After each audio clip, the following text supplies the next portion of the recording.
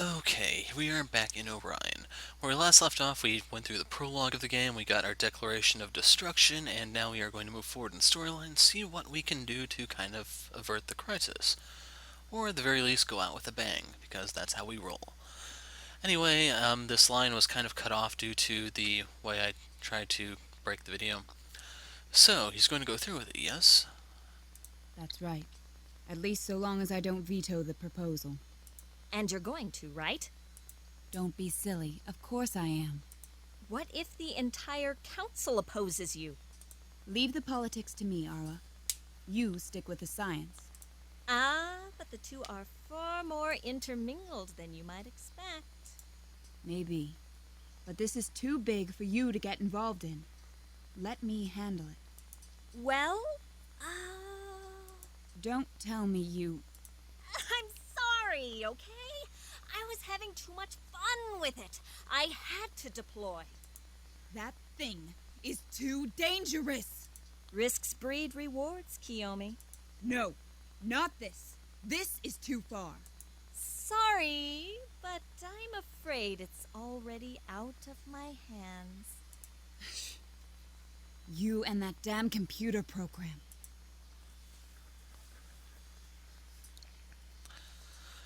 February 1st, 2452. And if you remember, the worlds are, at least the station is supposed to end on February 10th. The message still echoes in my mind. The idea that they would actually destroy Section 6? For what reason? Cyrus cautioned me to remember the message itself could be a hoax, a trick. But the clues are stacking up in the opposite direction. The username Virgil. The secretly embedded message. Even the way the memory hid the path it traveled to get to me. It suggests that someone with an access to the inside I couldn't even imagine. We did end up playing games later, but it's hard to shake that anxiety in your heart so easily. This message, all the signs point to something dark, yet beyond that, the question that kept me up that night was this. Why me? We're not going through this again. You're gonna eat your breakfast. But I ate yesterday! You have got to be the most difficult brother ever. I do try. I think you just might win the prize for that this year. Yeah. Despite the smile I let my brother see, my mind kept spinning with the message. Who could I go to talk about it? Certainly not Loka. You'd think I was doing something bad. It wouldn't be the first time I've done some hacking. Even worse, what if someone suspects if I was helping the revolutionaries? That was an extremely serious offense in Orion, just not something I want to deal with. Suspicion was routinely placed on us in Section 6. For whatever reason, those rebellious types had more support here. Cyrus knew, of course, but he was my best friend, and besides, he dismissed it as a joke, so I doubt he'll tell anyone. Or so I hope. Thanks for making it, though. Hmm? Breakfast, I mean.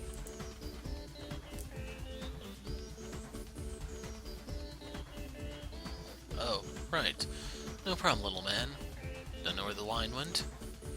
Maybe. Maybe I'll tell him tonight. You should get going to school, Sam. Way ahead of ya. After finishing the food he made for me, I grabbed the hollow pad, slide it into my bag, and make my way towards the door. Wait, Sam, I paused and turned to him. Yeah? Did you have that dream again? I nod. Alright. I just wanted to be sure. Have fun at school. I'll try. I turned back to the door, walk outside, and take the path to school. On Orion, 16-year-olds still learn the basic disciplines like everyone else. Since department placement doesn't happen until after February 10th, I see these last few days as useless. Of course, went by as usual, I ignore everyone, and they ignore me, the ones who can't say their usual set of curses towards me. By this point, this was the regular course of life here, but the monotony was broken in my last class of the day. I saw a girl with strange hair sitting at the far right side of the class. I'd never seen her before, and she was silent through the whole hour. Transfers from Earth were extremely rare, so as a curious student, I wanted to know what was going on. But of course, as a shy student, I couldn't summon the strength to say something before class starts. When the buzzer sounds, I get up and immediately head for the girl, deciding that asking her directly was the best option. But my teacher stops me, deciding to take this chance to berate me for turning work in late. It wasn't that my work was bad, I have perfect grades, just that I don't care enough to make it a priority. But she continued to speak to me, resulting in a delayed start to my investigation. I decided to spend that time thinking through the possible senders of the Section 6 message. Could be the revolutionaries, though why they tell me of all people is something I can't explain. Could it be someone in the government? But again, why would a not even placed citizen be given advance notice of this? All in all, my thoughts only end up with more questions than answers. Bye, Miss Fletcher! As I open the doors to leave the school, I spot Cyrus. Only just then, heading home, I call out to him. Hey, Cyrus, come here, I got a question for you! He squints I can't even speak today. He squints curiously at me, but runs over anyway. What the heck is it, Sam? Did you see that girl with the strange hair in calculus? I guess so. Why? I don't remember seeing her at school. Ever. What's with this newfound obsession over something? It's not like that! I'm just saying I have a great sense when something strange is going on. Like the message, I guess. What could possibly be strange about some new girl with weird hair? The weird hair part? I don't know. At least indulge me on this, Cyrus. Alright, sure. The two of us jogged down the most likely path she could have taken. She began passing a large park area that cut through the middle of Section 6. Cyrus suggests we run around it and hide behind some trees, and like the idiot I am, we did. Strategy and computer mechanics are unfortunately two very, very different worlds. What do we do now? What do you mean, what we do? This was your idea in the first place. You see her, right? Yeah, but I don't see what we learned from being creepy and watching her. We've gone through all this trouble. Should I just give up or wait and try to formulate a plan? Let's just bite the bullet. Cyrus is probably right. This idea was stupid to begin with. I try to shift my position to walk back as discreetly as I can, but Cyrus grabs my ankle. He gives a look towards where the girl was, and I immediately realize she's moving in this direction. I crouch back down, hoping our silence will keep us from being spotted. So, in the end, our choice didn't matter? I hope that doesn't become a theme as we progress through the game. We remain quiet, and it appears she isn't able to see or hear us. Suddenly, my pad starts beeping, causing my heart to drop. She could see us. Well, this isn't the accommodation I expected. But I guess a disgusting confined bag isn't too bad. What's that? I don't know, it's coming from my pad. Do something about it before she hears. Before I hear what? The girl grabs both of us, pulling us onto our feet. What the hell were you two doing? Following me? No, of course we weren't. Before I can finish my sentence, she slaps me, then marches off in a huff. I touch my hand to my reddened cheek, and it stings. Well, so much for whatever that was. It would have worked if that voice didn't start shouting out of my bag. Yeah, what the heck was that? Let's see. I slide my hand into my bag and take out the holopad. To my surprise, there's now the image of a face on the screen. The name Virgil appears near the top. What the heck is this? Are you going to stare at me or say something? What the heck are you? I'm Virgil, of course. Though, it's no wonder the two of you don't know. You must be an AI. Ding, ding, ding! 10 points for Samuel! Well done! How did you figure that out? It must be some joke program, Sam. Just put it back. Joke program? Excuse me! I will have you know I'm the most advanced piece of artificial intelligence in the whole of human history! Come on, just tell us who made you. But that'll ruin the surprise! Surprise. I have a feeling I know who made him. Exactly! Sam, just go into it like you usually do and see what's up. Well, I actually got this earlier and wasn't able to track it. Nothing? And I'll say right here, since they're not talking just yet, if it is who I think it is, you have met the program's creator already. My hold on the helipad tightens as I realize Virgil's been looking at me this whole time. It's like he's been studying my face. My heart begins to beat faster. But you are curious, aren't you, Samuel? How is it this responsive? I guess that's the secret. Aw. But if sense to be kept in the dark, then so will you, Cyrus. You know my name? I know everyone's name. Tell me what this is. This has to be some kind of joke. I'm afraid not, Sam. This is rather serious. My eyes meet the artificial ones on the holopad. Virgil smirks, and the strange terror that emanates from that expression makes my heart sink. After talking to it for only a minute, it already made me incredibly nervous. I've come to you for a reason, Sam. A reason that involves your birth. What? Oh, wipe that silly look off your face. It doesn't suit you well. I don't know what to say. This AI isn't making sense, and it doesn't seem like it's going to be helpful anytime soon. You want answers, don't you? When I finally tore my face from looking at the pad, I saw Cyrus looking back. It was like something had been triggered inside him, something dark. His smile was gone, replaced by a cold glare, something I never thought even he could do. Sam, you're going to hand the pad to me. What? Why? I'm your friend, right? I think I have a way to help. And here comes the Terminator scenario, I guess. Cyrus's tone scares me. He steps forward and I quickly step back. What are you doing? He doesn't answer. Cyrus, this is my pad. Why are you acting so strange?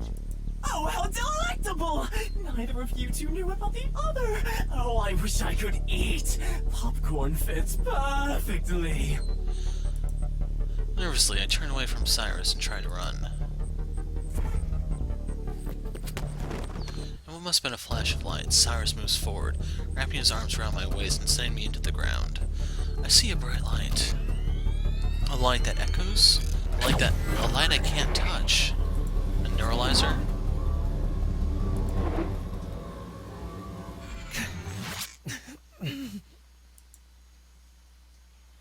I wake up on the ground, disoriented, completely unsure where I am. Last thing I remember is Cyrus grabbing me and then a bright light, but it's more than that. I feel like my body's been thrown against a wall repeatedly. Finally awake. Is that Cyrus's voice? But that sounds nothing like him. No, it can't be. Do you need me to pull you up? Without waiting for me to respond, he grabs my hand, yanking me up. When I see his face, it was like looking at another person altogether, gone as any warmth of friendship. I don't even see the same eyes. He looks at me like some kind of animal, something disgusting that deserved to be on the ground. So, how was your first time jump? And yes, there's a time travel aspect to this game. I'll talk about that in a moment. However, right now. So, because of the way time travel works in the game, I'm kind of thinking Virgil is created by Sam in the future. And we'll see if my theory is correct. I'm still too weak to respond. I feel like needles are being forced into every bone of my body. That's alright. I don't need you to speak. But I open my mouth anyway, needing answers like I always do. Cyrus. An insane grin overtakes his face. Who is this boy? You don't look so surprised. What? What's going on? Where are we? He leans toward me, face close to mine. Those eyes, the same ones that had been so kind before, now fill me with alarm. That's what we call a time jump, Sam. There are only two people in existence who can do it. Until recently, I thought the other would stay hidden forever. But now I have someone else to play with. Oh, we're going to have so much fun together. I try moving away from him, but he just grabs my hair. Looks like your little computer friend knows too. And if he did, I had to make sure you'd be in a place I could keep you safe. Safe? Who? From the others, of course. Let go of me! No, I'm having way too much fun.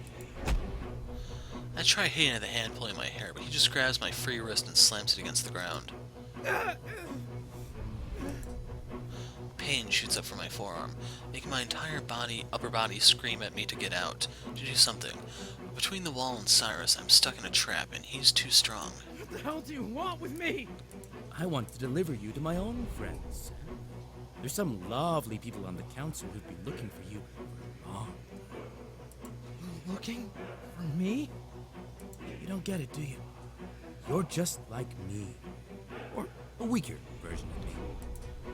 I'm like him? See, the two of us are chronates. Artificial, but that's just details. We can bend time and space to our will, and even move through it. Of course, it can hurt us the bigger the jump. But if you're used to it, like me, that's easily manageable. He finally releases my arms. I lift my legs and try to kick him in the groin, but he vanishes. Too slow. He appears on my right, laughing. I scoot back, desperate to get any distance between us. Why are you hurting me? He must be amused by the question, because he stops moving towards me completely. Cyrus crosses his arms as I work to steady myself and stand. If I'm going to be hurt, I want to at least stare down my enemy. You must be out of jealousy. As the most powerful creature in the universe, to know that you truly do exist. Perhaps I'm not so special. I finally bring myself up, even with the pain in my limbs. On the other hand, this could be a chance to prove myself. Rip you into pieces, so it's me, and only me. Well, we do have all the time in the world. Come. We have business to attend to. You expect me to just let you take me? Well, of course, Sam. You are my best friend, right? Let's bring you back.